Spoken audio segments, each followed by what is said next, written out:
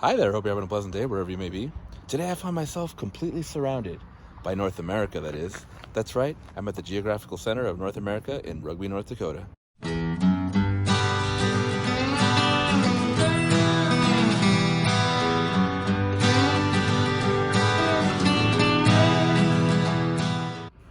The Geographic Center of North America is, like I said, located in Rugby, North Dakota, which is in kind of like the northern third and about midway of the state. There's not a lot of major metropolises around here.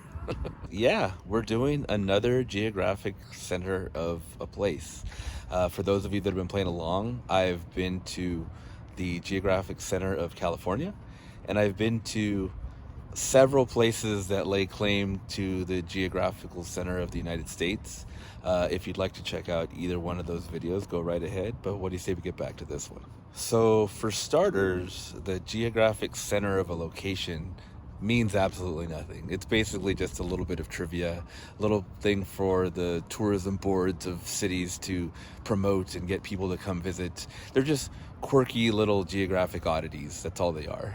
Now, with that said, how to determine them is kind of an up to debate sort of thing. But the most simple concept and the way they actually used to do it in the old days and how they figured out this one is they would cut out the shape of whatever geographic feature that they want to determine the center of and then try to balance it on a pin. And wherever it balances is the geographical center. Now, obviously, you can tell there's probably some flaws to that process, but that's how they did it. And that's essentially what the idea of a geographic center is like, where does it balance? So back in 1930, someone from the USGS decided to do that method, and they came up with Rugby, North Dakota as the geographic center of essentially Canada, Mexico, and the United States. A year later, the town of Rugby decided to construct this little obelisk to commemorate their newfound glory as the geographic center of North America. Now, this is not the original location of the monument. It was a little further over, but then when they expanded the highway in 1971, they moved it to this current location. As far as visiting, it's very simple if you happen to be in Rugby because it's right at the center of town where the two major roads cross, and it's actually in the parking lot of a Mexican restaurant. So very fitting, now all we just need is like a poutine restaurant, and I'm sure there's American food around here too. But of course, the challenge is being in the area of Rugby. I obviously came for this specific reason. I like driving long distances for quirky little roadside attractions like this, so here I am. Of course, once you're here, it's very easy to access. It's in a parking lot, like I said. You can stop, take your pictures. There's a couple of flagpoles here. Oddly enough, there's also flagpoles for the Canada, US, and Mexico across the street at the gas station. So they're kind of feeling the moment too, I suppose. But yeah, then there's a little sign here that has directions pointing to various cities in North America, or various geographic points in North America from here. And to be honest, I was pleasantly surprised that it's lit up because I was getting here kind of late in the day and was probably just going to come back tomorrow to film this, but I really like the way it looks right now. So it's like I had to strike while the iron was hot. Well, that does it for this one. Thanks for joining me. Just kidding. You know how, just like the last one, there's more to it than this. Yeah, this is where the monument for the Geographical Center of North America is. However, there's a little more to it. That's right. The coordinates they came up with don't put the center of North America in Rugby proper. No, they put it in this unnamed lake about 20 miles outside of Rugby. Now, there is a small town not too far from here, maybe 5 or 10, called Balta, but it's really small. And Rugby is not only larger, but it's also the county seat. So they kind of muscled Balta out of the way and took the claim to fame of being the geographical center of North America. Now, it's somewhat akin to the situation in Belle Fourche with the geographic center of the US, where they have the one in town, but then they also have directions to the real one that you can visit. But with this being in the middle of a lake, you're pretty limited in that regard. You can't have people, scuba dive, I guess? However, in the old days, it was not unheard of during the winter months when the lake would freeze over, that they would actually pile up rocks where the geographic center is supposed to be. So I suppose if you did dive into the lake, you'd probably find a bunch of rocks in the area of where it's supposed to be. As far as visiting this location, it's pretty simple. I mean, it just requires a lot of dirt roads and back roads from the Balta area, or I guess from the Rugby area as well. It's a little anticlimactic because, you know, you get to come to the edge of the lake and you get to look from a distance, but you can't stand on it. You know, it's a little underwhelming in that regard. So it's kind of cool that you can see it, but it's not the same as, like, you know, the Belle Fourche one. And as you can see, it's just, like I said, this unnamed lake. I want to say an unnamed road. It actually does have a name, but there's no signage on any of these roads out here. So you really do have to rely on your GPS. So there's no pomp and circumstance, nothing, not even acknowledging that this is the spot. Now, of course, this unnamed lake and the monument in Rugby were both derived from the 1930 determination of the Geographic Center. But there's been an attempt in modern times. Of course, when it comes to these things, everything gets complicated, doesn't it? Our next claim brings us to here, Hanson's Bar in tiny little Robinson, North Dakota, population 38. Several years ago, some locals were in the bar and they decided to contest what they believed was Rugby's dubious claim to being the geographic center of North America. So, legend says they pulled out some string and a globe and did some calculations, and lo and behold, the center happened to be right here at Hanson's Bar. Shortly after, one of the guys did a little digging and realized that Rugby had lapsed in re-registering for the title of Geographic Center of North America, so they went ahead and bought it. A legal battle ensued, and after a couple of years, the guys here relented.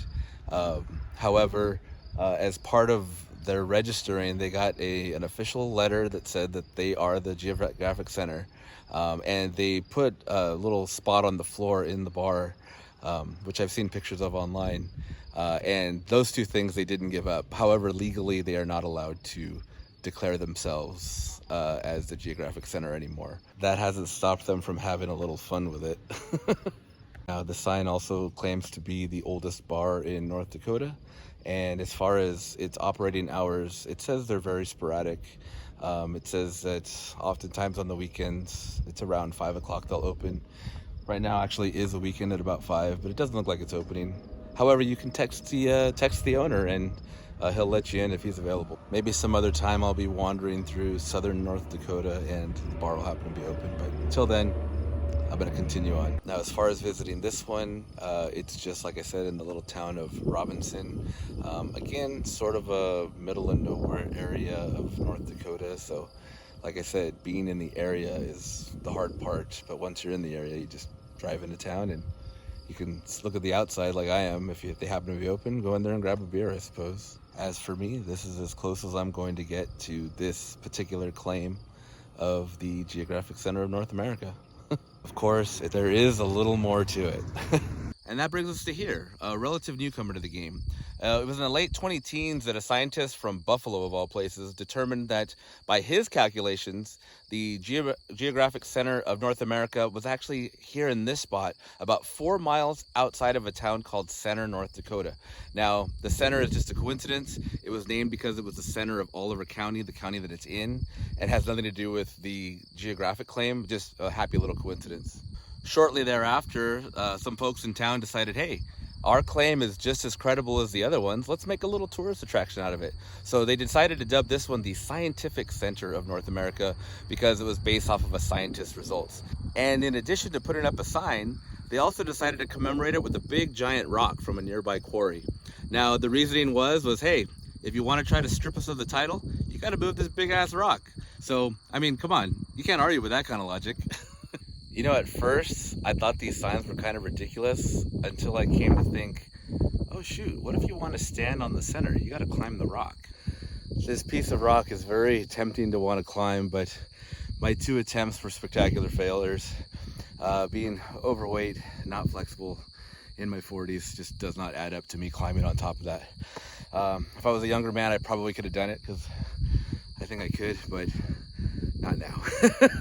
As far as visiting here, it is pretty simple. The hardest part is just being in the area. There's not a lot in this region of North Dakota, and if you were trying to visit from Rugby, the traditional center. You're still a couple hours away. You got to make a little effort to come see this one, but I love making the effort for little quirky roadside things like this, so that's why I'm here. When you do get here, it's right off the side of the road. There is a little parking area with a picnic table, the flags of the United States, Canada, and Mexico to commemorate the North America. And there's even a little sign-in box with a little flyer.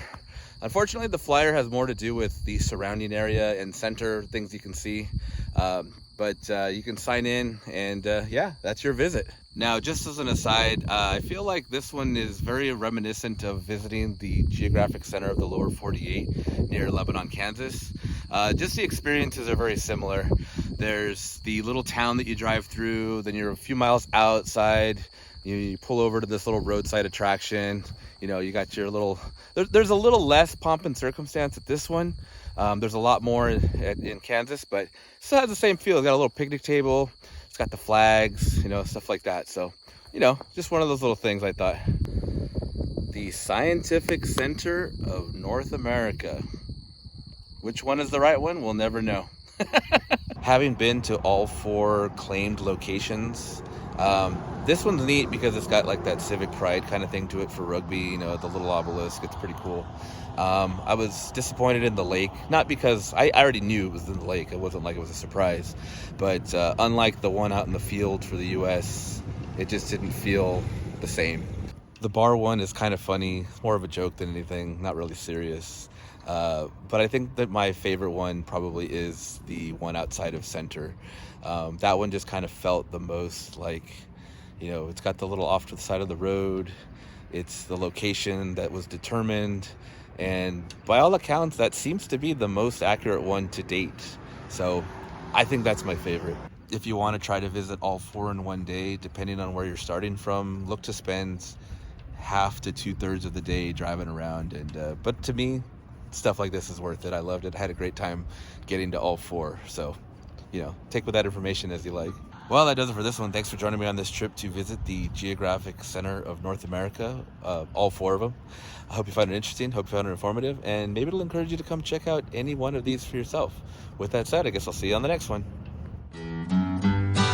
Now, worth noting, when I was visiting at Belle Fourche last year, I thought maybe I'll try to swing by and check this one out. They're not close to each other. It's a long drive, so you got to like really commit to it if you're at the one and you want to visit this one.